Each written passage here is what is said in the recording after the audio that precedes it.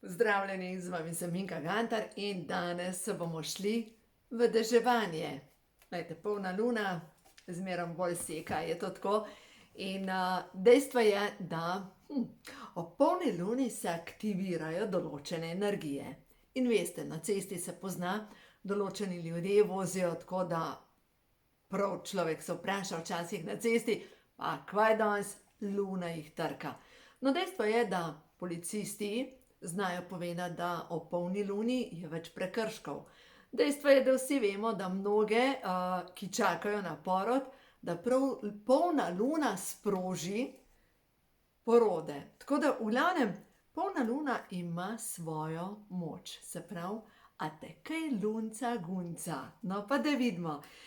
Jaz bom šla čisto na ključna sporočila. Tukaj imam zdaj Ošotove karte, Zen tarot, za vse tiste, kar je zdaj za vas pomembno. Vprašanja bomo pa dali takole, za naslednje, se pravi do novega leta. Kaj je tisto, kaj je najbolj pomembno v tem obdobju, da spremenite, da obrnete okrog, da se dejansko aktivirate.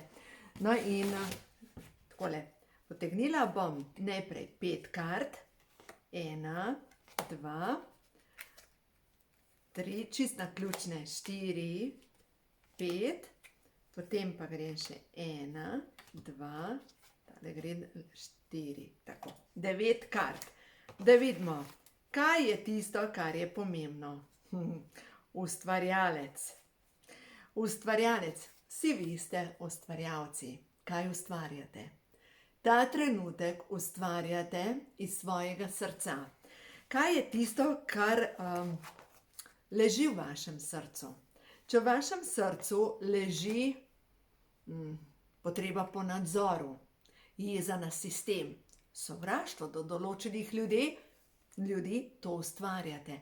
Po drugi strani je pa čas, da začnemo ustvarjati vse svoje veličine od znotraj, da smo v popolnem miru, ker res verjamemo v to, da imamo nadgradnjo našega sistema. In če se vam dogaja, da imate občutek, da preveč slišite, to pomeni, da se vaša ušesa nadgrajujejo, da boste postali jasnoslušni. Če imate občutek, da drugače vidite, pomeni, da se aktivira tretje oko, da več zaznavate. Pač naša zaznava se širi. In bolj kot smo v miru v svojem srcu, bolj iz te notranje kreacije lahko ustvarjamo to, kar si želimo. Zdaj pa, kar je pomembno do novega leta, je to, da čim več stvari pač nekako zaključimo, da ne ostajajo v zraku, da tisto, kar vas preganja že dalj časa, pa dajte spraviti to naprej. Zadnjič sem govorila z eno gospo in ona v bistvu kaj je naredila? Po letih in letih zakona se je odločila, da ima pač dovolj, pač ni pomembno, nekaj sta imela z možem, varal jo je, dokazala mu je, v glavnem kakorkoli. Poti so se ločile in ona se je odselila. Ampak ni se ločila, ona je še vedno poročena, čeprav že leta ne govorita, ne živita skupaj, ona je še vedno poročena s tem moškim. In ja, take stvari je treba zaključiti. Ali pa recimo mogoče kakšna, zadnjič sem govorila s prijateljico, je rekla, saj vem, zakaj sem jaz brez denarja. Zaradi tega, ker pač z bivšim možem nisem uredila finančnih zadev. Dejstvo je, da treba je stvari urediti. No, zdajle, to, kar mi zdajle pada skozi možgane. A je možno, da od nekoga pokasirate karmo? Dobro, direktno verjetno ne, če ne bi bila naloga duše, da kakšne stvari ima za predelati. Ampak vam povem mojo zgodbo. Nekoč sem pomagala eni gospe, eni punci, ki pač z njo sem sodelovala, imela eno veliko predavanje in ona takrat ni mogla iti na predavanje, ker je šla delat splav. In sem uletela jaz. In zanimivo, že ko sem šla iz tega predavanja, jaz sem padla po stopnicah, da vam povem, da nisem vedela, kje imam noge, kje imam glavo, kaj sem razbila. Ampak dejstvo je, da sem se tako na piščalko udarila, da sem dobesedno hlače sem strgala, dobro, nič nisem zlomila, ampak po tem mi pa konstantno zmerom manj denarja sem imela. In mislim, da sem enkrat že govorila o tem, o enem od videov o tem, ampak kar se je pol zgodilo, ni mi bilo jasno, pri istem delu, pri istih aktivnostih, vedno manj denarja. No in enkrat sem poklicala gospo Eleno Seničar, ona, ne vem, če veste, ampak gospa Elena Seničar ima tudi telefonska srečanja, nasvete, ampak plačaš pač neko malo vsoto. In moje vprašanje je bilo: Elena, a je možno, da sem jaz pokasirala slabše finančno stanje, zato ker sem podprla pač nekaj, kar se ne bi smelo zgoditi? In je bil odgovor ja. In ko sem jo vprašala, kaj imam za narediti, mi je dala nasvet, da ta denar, ki sem ga zaslužila, da v bistvu pač prav v sodelovanju s to gospo podarim naprej. In ko sem to naredila, sem odprla vrata obilju. Veste, kako je zanimivo? Dejstvo je, da mi moramo razumeti, da določene stvari, sploh če nekdo krade in jaz držim žakelj, ravno tako sem soodgovorna. Glih tako sem soodgovorna. In pomeni, da če sem soodgovorna pri nekem dejanju, pomeni, da tukaj jaz tudi odgovarjam in da je treba pač izravnati. Jaz sem ustvarjalec. No, zdaj pa gremo naprej. Odslavljanje. Kaj je čas, da se pretoči? Oziroma, mogoče ste vi dozoreli, da se pretočite v večjo reko.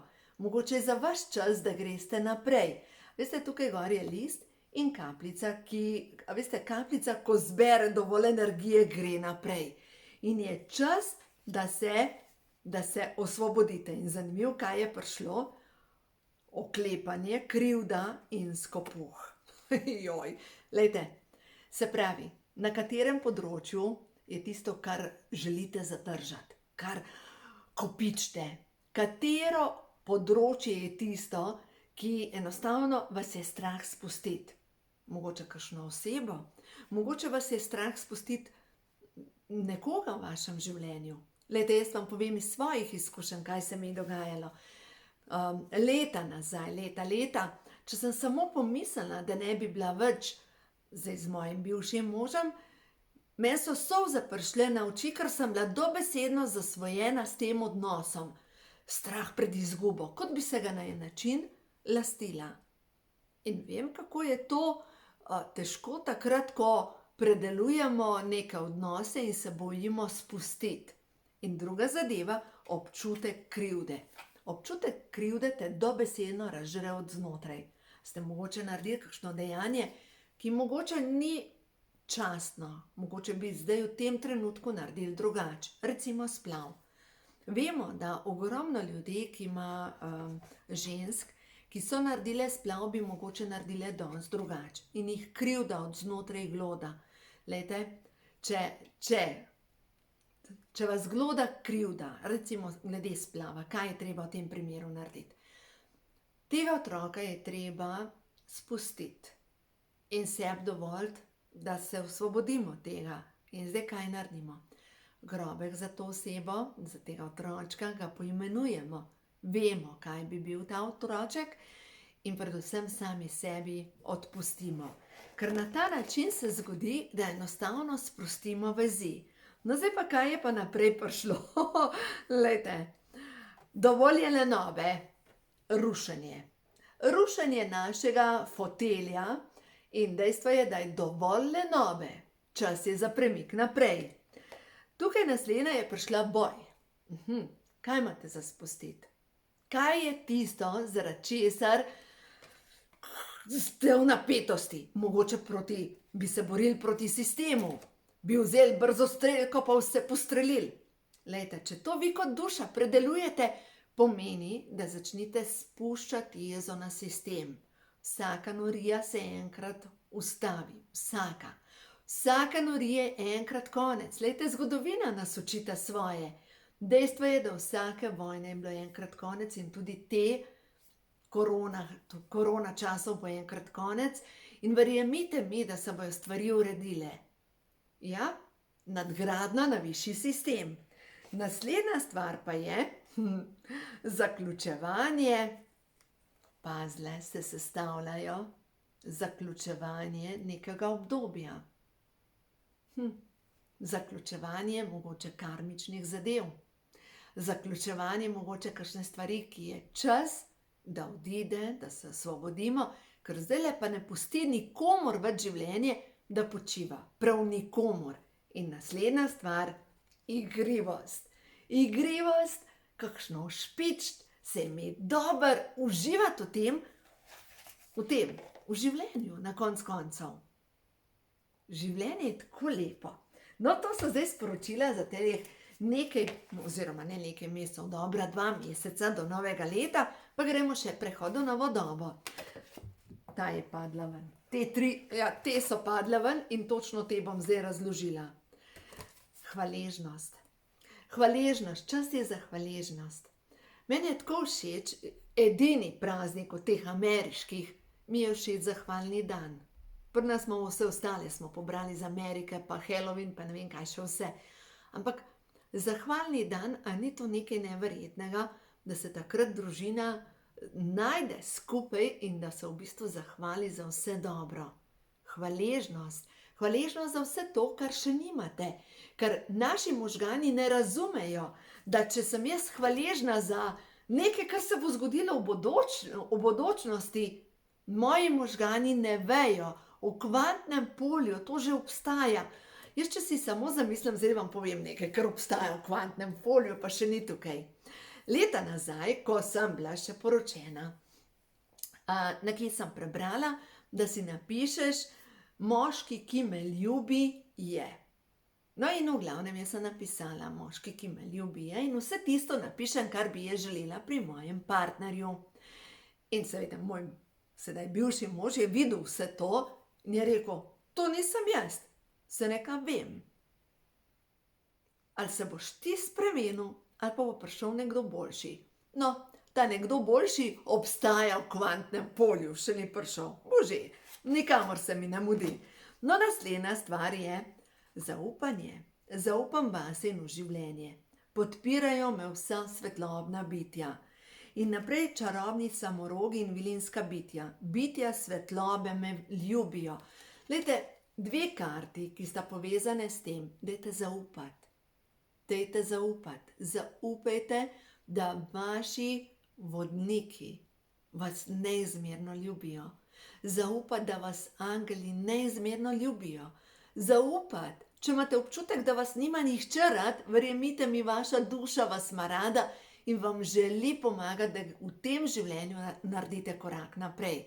Želi, da, glejte, če se vam je nekaj groznega zgodilo v življenju in da ste mogoče preživeli kakšno nesrečo.